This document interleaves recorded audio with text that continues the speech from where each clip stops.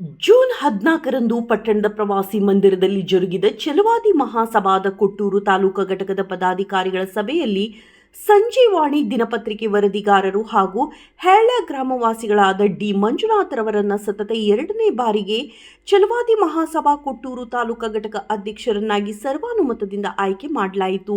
ಸಂಘದ ಜಿಲ್ಲಾಧ್ಯಕ್ಷರಾದ ಸೋಮಶೇಖರ್ ಬಣ್ಣದ ಮನೆಯವರು ನೇಮಕಾತಿ ಪತ್ರದ ಆದೇಶವನ್ನು ಮಂಜುನಾಥ್ ಅವರಿಗೆ ನೀಡುವುದರ ಮೂಲಕ ಘೋಷಣೆ ಮಾಡಿ ಅವರನ್ನು ಅಭಿನಂದಿಸಿದರು.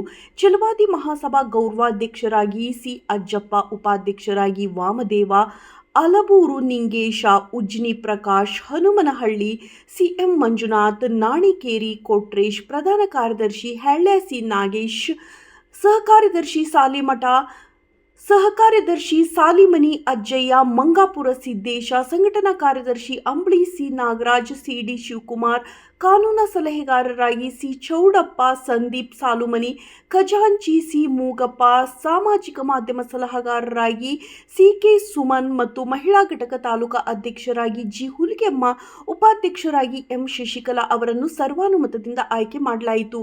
ಇದೇ ಸಂದರ್ಭದಲ್ಲಿ ಎಲ್ಲರಿಗೂ ನೇಮಕಾತಿ ಪತ್ರವನ್ನು ನೀಡಲಾಯಿತು. ಸಭೆಯಲ್ಲಿ ಕೊಟ್ಟೂರು ಪಟ್ಟಣ ಸೇರಿದಂತೆ ತಾಲೂಕಿನ ಮಂಗಾಪುರ, ಉಜ್ನಿ, ತೂಲಹಳ್ಳಿ, ಹನುಮನಹಳ್ಳಿ, ಬೇವೂರು, ಅಲಬೂರು, ಅಂಬಳಿ, ಹೆಳ್ಳ ಹಾಗೂ ಕೊಟ್ಟೂರು ತಾಲೂಕಿನ ವಿವಿಧೆಡೆಗಳ ಛಲವಾದಿ ಸಮಾಜದ ಮುಖಂಡರು, ಕೂಡ್ಲಿಗಿ ತಾಲೂಕು ಮುಖಂಡರು ಹಾಗೂ ಉರುಮೆ ವಾದ್ಯ ಕಲಾವಿದರಾದ ಮರಬನಹಳ್ಳಿ ಸಿ ಮಾರಪ್ಪರವರು, ವಿವಿಧ ಘಟಕಗಳ ಪದಾಧಿಕಾರಿಗಳು, ಸದಸ್ಯರು ಉಪಸ್ಥಿತರಿದ್ದರು. ವರದಿ ವಿಜಿ ರುಷ್ಪೇಂದ್ರ, ಕೂಡ್ಲಿಗಿ. ಒಂದನೇದಾಗಿ ಈ ಒಂದು ಸಭೆಯನ್ನು ಆಯೋಜನೆ ಮಾಡಿರ್ತಕ್ಕಂಥ ಮಿತ್ರರು, ಸಹೋದರರು ಆಗಿರ್ತಕ್ಕಂಥ ಡಿ ಮಂಜುನಾಥ್ ಅವ್ರಿಗೆ ನಾನು ಭೀಮಾ ವಂದನೆಗಳನ್ನು ಸಲ್ಲಿಸ್ತಾ, ಆಯ್ಕೆ ಇವತ್ತು ಸುಗಮವಾಗಿ ಸಾಗಲಿ ಅಂತಕ್ಕಂಥದ್ದು, ನಡೀಲಿ ಯಾವುದೇ ಗಲಾಟೆ ಕರ್ತಿರ್ತದೆ ನಡೀಲಿ ಅಂತಕ್ಕಂಥ ವಿಚಾರವನ್ನು ನಾನು ಇಟ್ಟು ಎಲ್ಲ ಇಲ್ಲಿ ಬಂದಿರ್ತಕ್ಕಂಥ ಎಲ್ಲ ನಮ್ಮ ಬಂಧುಗಳಿಗೆ ನಾನು ಅದೇ ರೀತಿ ನನಗೆ ಬೆನ್ನೆಲುಬಾಗಿ ನಿಂತಿರ್ತಕ್ಕಂಥ ಸಮೀರಣ್ಣವರೇ, ಜಯಸೀರಣ್ಣವರೇ, ನರಸ್ವಾಮಿ ಅವರೇ, ಅದೇ ರೀತಿ ಕೊಟ್ಟೂರಿನ ಎಲ್ಲ ಬಾಂಧವರೇ, ಅದೇ ರೀತಿ ಕೂಡ್ಲಿಗಿಯ ಅಧ್ಯಕ್ಷರು, ಅದೇ ರೀತಿ ಕೂಡ್ಲಿಗಿಯ ಪ್ರಧಾನ ಕಾರ್ಯದರ್ಶಿಗಳು ಆಗಿರ್ತಕ್ಕಂಥ ಪ್ರಕಾಶ್ ಮೇಷ್ಟ್ರು ಮತ್ತು ಮಾರೇಣ್ಣವರೇ, ಅದೇ ರೀತಿ ಹರಪನಹಳ್ಳಿಯ ಅಧ್ಯಕ್ಷರಾಗಿರ್ತಕ್ಕಂಥ ಬಸಣ್ಣವರೇ, ಅದೇ ರೀತಿ ಮಾಜಿ ಅಧ್ಯಕ್ಷರಾಗಿರ್ತಕ್ಕಂಥ ಪ್ರತಾಪ್ ಅವರೇ, ಮತ್ತು ಅದೇ ರೀತಿ ಪ್ರಭು ಅವರೇ, ಪ್ರಧಾನ ಕಾರ್ಯದರ್ಶಿ ಪ್ರಭು ಅವರೇ, ಮತ್ತು ಹರಪನಹಳ್ಳಿ ಭಾಗದ ಮತ್ತೊಬ್ಬ ಲೀಡರ್ ಬಂದಿರ್ತಕ್ಕಂಥ ಬಸವರಾಜ್ ಅವರೇ, ಅದೇ ರೀತಿ ಕೊಟ್ರೇಶ್ ಅವರೇ, ಮತ್ತು ಇಲ್ಲಿ ಬಂದಿರತಕ್ಕಂಥ ಎಲ್ಲ ಹಿರಿಯರೇ ಮತ್ತು ಸಹೋದರರೇ ಮತ್ತು ನನ್ನ ಸಹೋದರಿಯರೇ,